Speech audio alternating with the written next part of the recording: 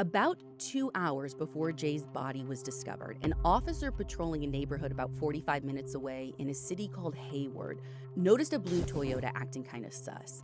There had been a string of sexual assaults in the area recently, so the cop figured he should, check this out. But when he initiated a traffic stop, the Toyota peeled off, and it turned into a whole high-speed chase situation. But God bless dumb criminals, right? Because the driver raced over a set of railroad tracks and not at a railroad crossing and crashed right into a house on the other side. Now, the driver, a blonde 20-something, jumped out of the car, fled on foot, and got away.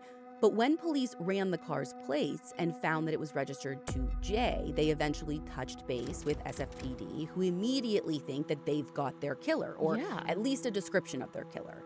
Now, I don't have the exact play-by-play, but one way or another, the blonde guy ends up getting ID'd and located.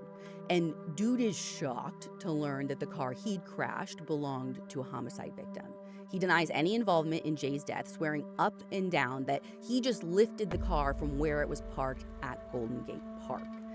And as unbelievable as I know that sounds, his story actually checks out. Seriously? He's literally just the world's unluckiest car thief, which is a bummer for investigators because it means that their promising early lead turns into a dead end real fast.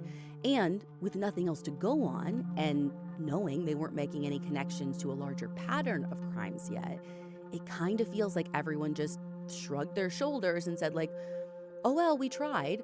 Now, our team talked to Ron Huberman, who was the first openly gay investigator with the San Francisco DA's office in the 70s. And as you can imagine, he had unique insight into the tense dynamic between the gay community and law enforcement at the time.